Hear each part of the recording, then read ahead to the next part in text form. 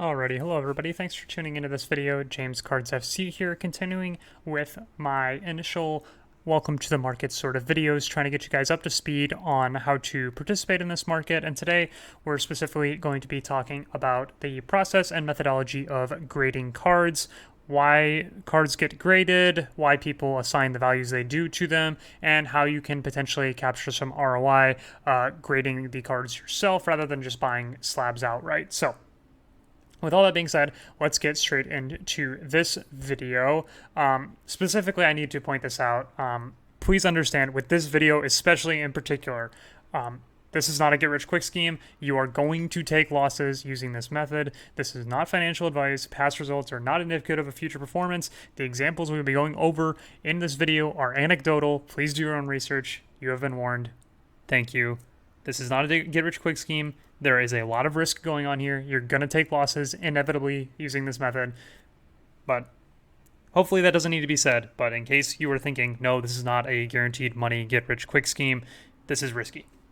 Alrighty, with that out of the way, let's go ahead and talk about why people grade cards and why you should potentially grade cards as well. So, graded cards are the most widely accepted form of currency in the soccer market. Raw, ungraded cards, especially ones that you can only see images of online before you buy them, are inherently risky to buy because the condition is not known. The condition of graded cards are known, so they can be treated as equals and priced accordingly. For example, a PSA 10 Neymar Prism card is the same as another PSA 10 Neymar Prism card. However, a non-PSA graded raw Neymar card could be very different from the same exact Prism card that is not graded for Neymar. They could be different conditions, they could have scratches, they could have edge issues, all those different things. So it's very important to people that are purchasing these items that they have a guarantee on that condition.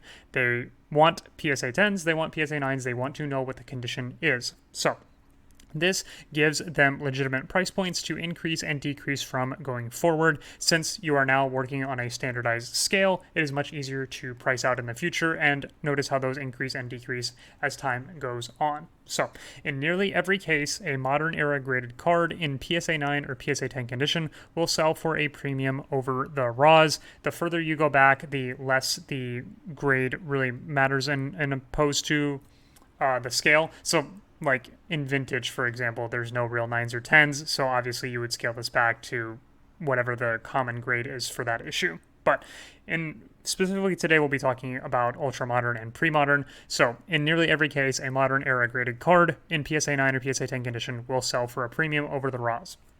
This is because there is a grading fee attached to the slab, plus the security of buying a high condition item rather than having to take a gamble on condition. That shouldn't say small gamble. It might be a small gamble in terms of if you're dealing with low end cards, but if you're dealing with higher end cards and spending a lot of grading fees, that turns into being a big gamble on condition. So the reason people that pay that premium for those high graded cards is because the work is already done for them. They know the condition. They don't have to pay the grading fees and all that kind of stuff. There's minimal risk on their end because they know what they're purchasing. Whereas if you're the one grading, you are taking on all of that risk. So this creates a position for market participants that are willing to take on the risk of grading to capture the ROI. And this is the example that I'm using here. I just like talking about this Neymar Prism card because I like this Neymar Prism card, not as an investment. I just like the look of the card and I like the card. Okay, the example. In PSA 10 condition, this card is worth currently at time of recording $100. A PSA 9 is currently worth at time of recording $20. A raw is worth $5. So that is the sort of scale that you can see for different cards throughout the market, depending on how in demand the card is, what the distribution of the grades are. These numbers can change, but this is how a basic example would work in terms of raw versus PSA 9 versus PSA 10. So, with all that out of the way, let's talk about the grading companies. There are 4 major grading companies in the market. They are PSA, SGC, BGS, and CSG. At time of recording, which is July of 2022, there is no reason to grade with anyone else unless you want to lose a massive amount of potential profit when you go to sell. This is because these 4 companies have a lot of history in the market. Their slabs are very respected, and in the case of PSA, they are the gold standard, and you see their slabs everywhere, and they basically have a monopoly on the market at this point, and they sell for a huge premium. So it is unwise, in my opinion, to grade with anyone other than these key four because you're going to take a beating on the secondary market. If you don't believe me, go ahead and look at the sales prices of other slabs compared to these ones on the market, and you will see just how important it is to get your card in one of these slabs that are very well respected and have that history and have that security. So it just is what it is on the market right now. I know if you're living in the UK or somewhere else internationally, you may not have as easy access to these grading options. Unfortunately, the market will not respect a UK grading company over any of the American grading companies. They won't respect a grading company from pretty much anyone in the world that is not an American company like PSA, SGC, BGS, or CSG. So that's just how it is. That may change in the future, but at current market time, you need to be sticking to these four. At time of recording, at least, and this is in completely my opinion, it only makes sense to send to two of these grading companies. It makes sense for PSA because it is a $30 per card with 3 to 4 month turnaround and a $50 per card for 2 to 3 month turnaround, and you get the biggest premium on the market. And then it makes sense for SGC because it's $30 per card and you have a 1 week turnaround. And while you're not getting the massive PSA premium, you're turning things around extremely fast and still getting a respectable premium on the raw to the slab card. Okay, BGS, in my opinion, is too costly with too long of a turnaround time to send to. Their costs are similar to PSA and similar to SGC. However, their turnaround times are more similar to PSA than they are to SGC, and they sell for less. So why send to them when you could just send to PSA or SGC? That's what I would say to that. I know some people have this preconceived notion that if you can get a BGS 10 and you're going to outsell a PSA 10, but the odds of you getting a BGS 10 are so ridiculously low that I don't even think you should be factoring that into your math. But that is out there. Yes, BGS 10s do sell for more than PSA 10s, but you are very, very, very, very, very unlikely to get one. Okay, CSG. Don't think I'll have a lot of opposition to this one. CSG is the cheapest option on the market, but their slabs sell for the least amount of money on the secondary market on average with very limited sales data, and their turnaround times are longer than SGC, so I would much rather use SGC or PSA over them. In my opinion, CSG is a wait-and-see approach. If their slabs start selling for more on the secondary market and people start accepting them more, maybe they're an option to send to, but for now, ignore them because there's just not enough data to go off of. Okay, let's talk about PSA 10 versus BGS 9.5 versus SGC 10. So these are all the gem mint grades for these companies. BGS happens to use 9.5 as their gem mint grade, but in theory, this is the exact same grade of a card as PSA 10 and SGC 10. So the PSA 10 of this Messy Prism card is worth $185. The BGS 9.5 is worth $70, and the SGC 10 is worth $100 to $125. There's a range there. SGC has limited sales history, so it can get kind of tough to exactly track how much they're worth.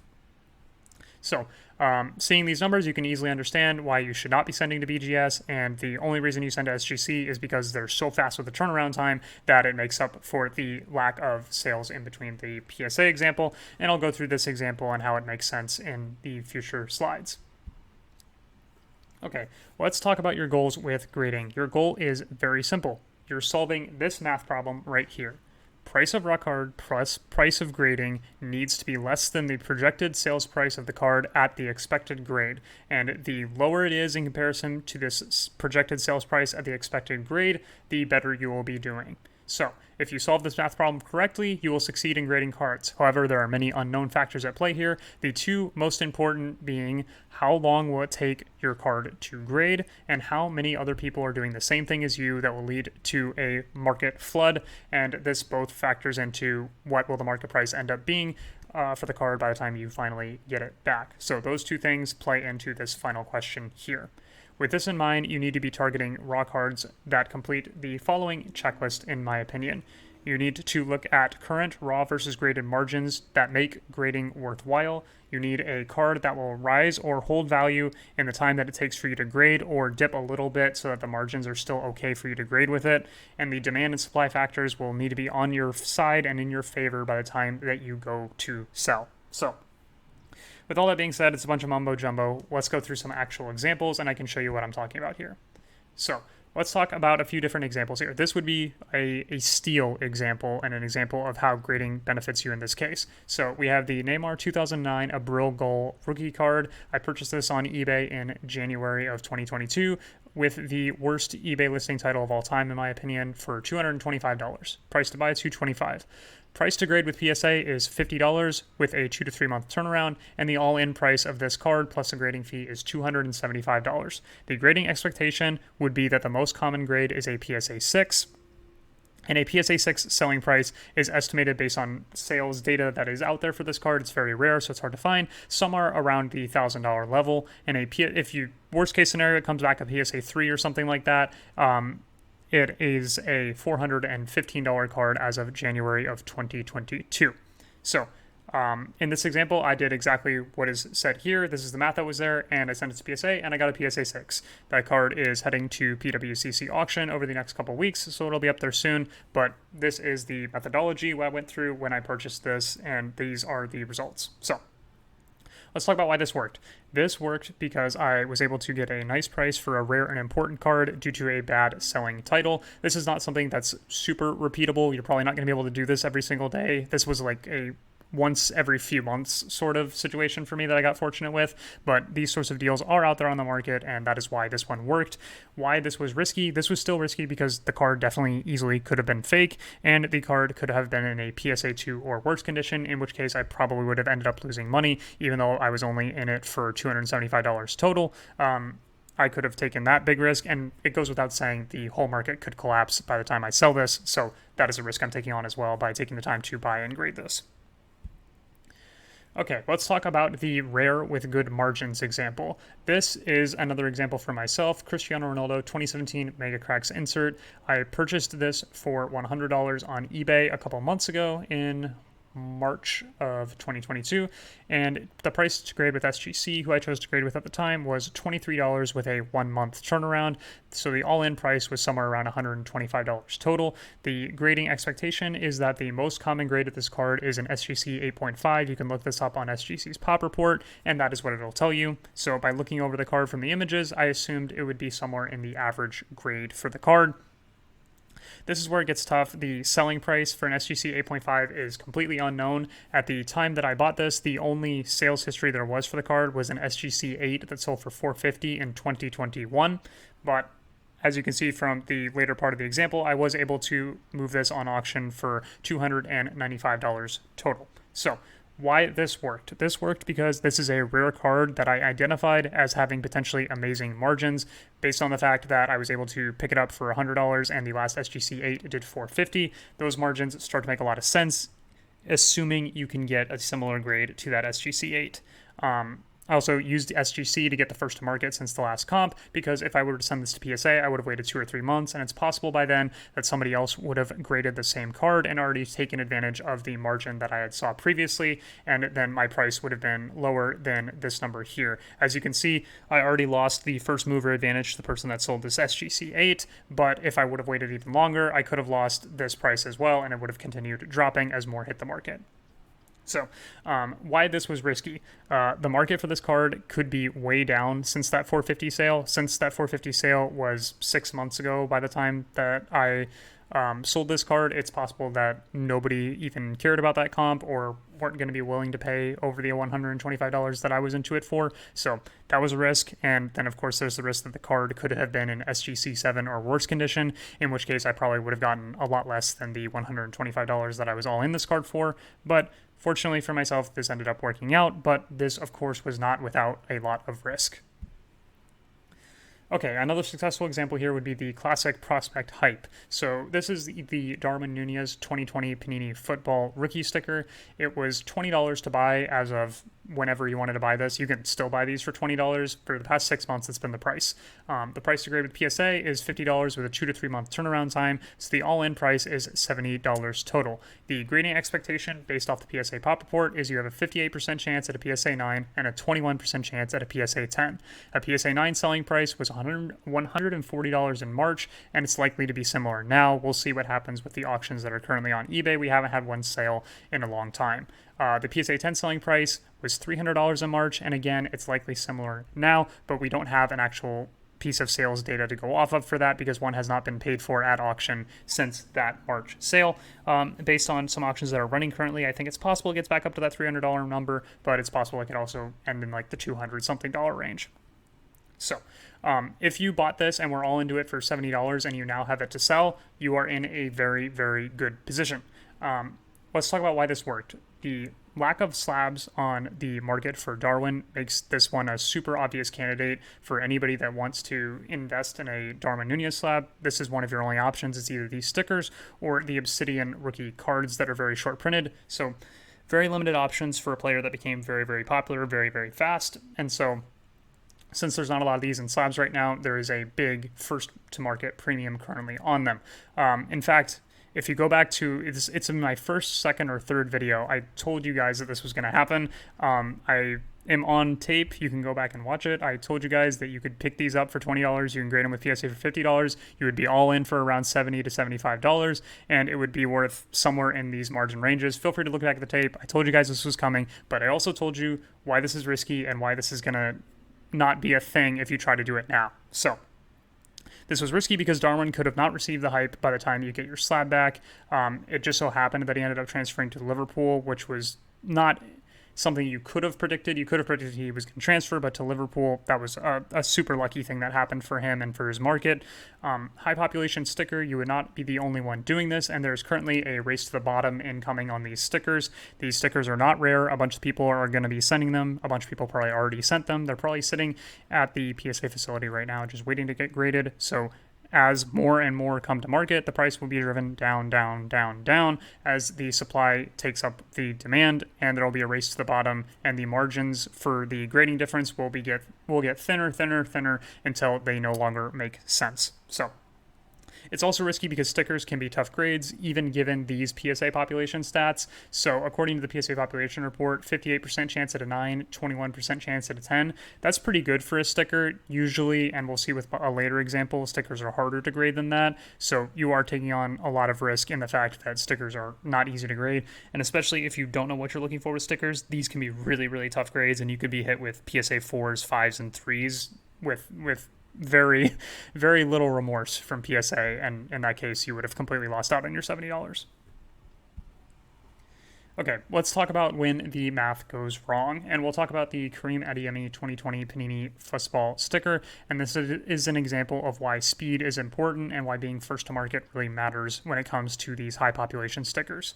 So this sticker has been $10 ever since it came out almost a year ago. You can buy them in bulk on eBay. You could have bought thousands of them before. If you wanted to, you could probably find thousands of them now. And the price to grade with PSA, of course, is $50 with a 2 to 3 month turnaround, giving you an all-in price of $60 per sticker. The grading expectation here is a 44% chance at a PSA 9 and a 23% chance at a PSA 10. So the PSA 9 selling price is somewhere around $45. One of these has not sold in a while. Adeyemi's not really hot on the market, so people aren't really trying to move these, but there are a few listed on eBay that are not selling in the $50 to $60 range, so I'm guessing it's somewhere around $45 real market value if somebody wanted to move one. And then the PSA 10 selling price, most recent selling price as of like a month ago was $100. It's probably a bit lower now, maybe somewhere in the $90 range, but somewhere around there are the current figures. And as you can see, if you look at this math, it does not support you submitting these to PSA at $60 all in, because it is very likely that you are going to take a pretty big loss on this. Even if you get the 44% chance at a PSA 9, you're going to be taking a loss. And so when you factor in that it is a 77% chance that you don't get a PSA 10, there's a 77% chance based on these current numbers that you're going to take a loss. That just doesn't work. The math doesn't work here. You can do it any way you want. It's just not going to work. So let's talk about why it doesn't work. This sticker is harder to grade than people probably anticipated. There are a lot of low grades. If you look at the PSA prop report, there's 4s, there's 5s, there's 6s. This thing is not easy to grade, as some stickers tend not to be that easy to grade. Also, it is a very high pop sticker, and the race to the bottom is already on. This sticker started off at $400, and every month that it has come to market, it has decreased by another $100 or so. So it's gone from $400 to $380 to now $100. This is also a result of Adeyemi hype dropping despite his dormant transfer. It's interesting that his hype has completely gone from the market, but that's just how the modern market goes. Some players have hype, some players don't. Very, very hard to predict, and that is what we're seeing with Adeyemi. Not a lot of interest in his stickers right now in particular. I will say at the end here, however, the first PSA 10s that sold back in January were over $350, so you did have a first to market advantage if you wanted to grade them at that point. However, grading with PSA at that point in time, it was a $100 per card minimum, and so I doubt the numbers made sense back then as well, because with your 77% chance of not getting a PSA 10, I doubt those numbers made sense, but you could check the math on that as well. It is likely, though, that this sticker never actually made sense to grade. Okay, with those examples out of the way, let's talk about group submissions and then a short little note on PSA versus SGC. So I personally use group submissions for both these companies. Group submitters are often able to get better rates than solo submitters, and the group submitters I use are PC sports cards for PSA and Nash cards for SGC. So the reason I use PC sports cards is because they can use all PSA levels without a PSA subscription. So you can submit at the new value $30 level without having to pay I believe it's $100 to get a PSA subscription for yourself. You can just use PC sports cards service. They are the largest PSA group submitter in the United States, and I'm pretty sure they're probably the largest in the world. Nash cards, same thing. They are the biggest submitter for SGC, and they are able to get you a $23 per card rate versus $30 per card if you are submitting on your own. So $7 per card if you submit a lot of cards really, really starts to add up, because that's a pretty steep discount when you think of the percentage discount that ends up being across lots and lots of cards.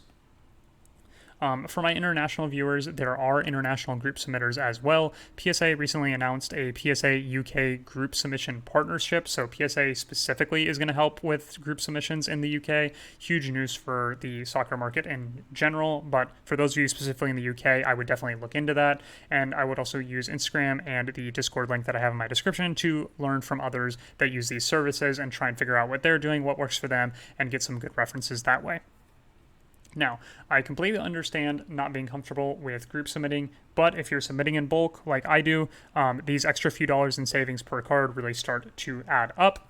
So I like group submitting. You don't have to do it if you don't want to. In my opinion, I have found group submitters that I think are good group submitters. I personally have not had any issues with either of these companies, so I continue to use them. I appreciate that I'm able to get discounts on the rates, and I appreciate their service that they do, so I continue to support them through submitting to them. But do not feel any pressure to do so. I do still submit some things on my own. For example, if I have anything that does not apply for the lowest dollar amount for PSA or SGC, I will submit that on my own. But for bulk grading, I will go through these two companies. Okay, a quick note on PSA versus SGC. PSA slabs in the current market state will always give you the best price. However, with SGC turnaround times being 1 week, you can build cash flow faster with SGC, even if you are taking a slight discount. And this is a super rough example here with numbers that can back up why SGC, if you're grading very, very quickly and in bulk, can be a better option for you to build cash flow. So this Messi Prism card per card raw is $20, and SGC 10, if you get it with that $20 card, will profit you $55 per card, and a PSA 10 will profit you $115 per card given our current structure. Over the next 2 months, you would have been able to generate 6 SGC 10s in the same amount of time it would have taken you to generate 1 PSA 10. So if you do the math there, you would have profited $330 with SGC in the same time that you would have profited $115 with PSA. Obviously, this math is very loose, and it hinges on you being able to actually find 6 SGC 10 Lionel Messis, but this is just an example of how SGC's turnaround times can work in your favor if you are moving in bulk and moving things quickly and continuously trying to build cash flow. Whereas with PSA, you're more sitting on something, waiting to get the premium, and then moving it, and then doing the next thing a few months later. Okay. In conclusion, grading is not free money, and you need to understand how a variety of factors will impact the potential value of your card by the time it gets back to you. This is important. You are inevitably going to take losses, sometimes big ones. I have taken multi-$1,000 losses doing this. It is just part of the game. If you're doing this in bulk, you're just going to take some losses. It's just the way the math is going to work out. However, if your math, methodology, and the market are in strong order, the odds could eventually play out in your favor. The question I constantly ask myself when trying to look for raws potentially to buy in the ultra modern segment of the market, I ask myself, what do I think will be hot in the market in 3 months' time? This is super speculative and it can lead to a lot of risk and a lot of bad decisions. But if I was approaching specifically ultra modern, those are the types of questions I would be asking myself. Alternatively, for pre-modern and vintage cards, which I prefer to grade in bulk as opposed to ultra modern, at least in our current market structure, I prefer that. I think things like, do I think the current raw to grade margins will hold for this particular card or sticker over the next 3 months? And I personally think that's probably a lot easier to try and speculate on than trying to figure out who might be hot in the market in 3 months. So for those reasons, I prefer the pre-modern era specifically. But those are the types of questions I would be asking myself when looking for raw cards to grade. Resources that you'll need to become familiar with if you're going to be doing this whole raw to grade fun adventure are the PSA population report, the SGC population report, gem rate data, which is a website you can look at for population report trends to see how PSA 10 rates change over time. This will be important when you try and figure out a bunch of different things in regards to how the grades have been trending. So I'll leave the link in the description for that. And then eBay, Terapeak, and PWCC for sales history. Make sure you're using those to reference what the current margins are for different cards that you might be interested in trying to raw to grade. And with that, I will leave you with the equation down here, the math problem you have to solve. Price of raw card plus price of grading must be less than the projected sales price of the card at expected grade. And as you can see right here, this is a very speculative number that you're going to have to arrive at with some confidence, and unfortunately that is very risky and very hard to do. But if you guess correctly, the ROI is there for you to be able to build some cash flow using raw to grade. So with that, that will conclude today's video. Thank you guys so much for watching. If you have any questions about grading, raw to grade, anything like that, feel free to leave a comment in the section down below, or if you had any other questions or thoughts about this video, feel free to leave a comment down there. Leave a like if you enjoyed, subscribe for more. I believe my next video will be discussing base cards as a general concept, followed by a few other things that I have in my docket, but that's another thing. If you have any more videos that you're interested in seeing, topics you want to see discussed for starting out in the market, leave a comment down below and I'll probably get to them at some point. And with that, thank you guys so much, and I will see you in the next video.